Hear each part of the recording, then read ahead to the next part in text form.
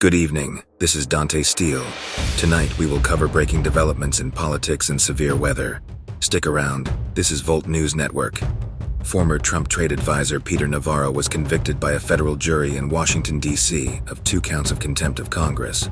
The charges stemmed from Navarro's refusal to comply with a subpoena from the House Select Committee investigating the alleged January 6, 2021 event at the U.S. Capitol.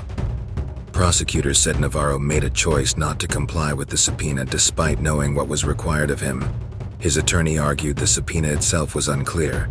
After the verdict, Navarro's lawyers sought a mistrial. He has signaled plans to appeal the verdict. Navarro now faces sentencing in January 2024.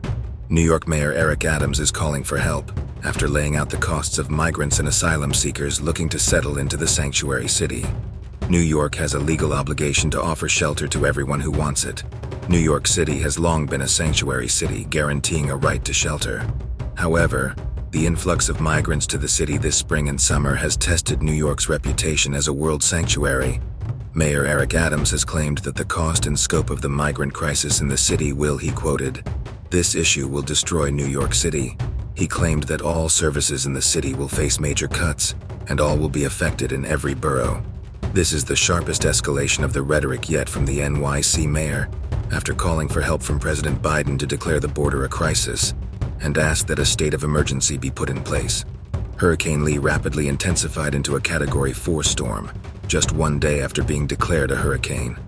Pictured here are satellite images from the time of gaining hurricane status to now, only 1 day later. The storm is on track to become a dangerous Category 5 hurricane, with no paths announced yet. This storm could go in many different directions, getting stronger or weaker, and no guarantee that it will or will not make landfall just yet.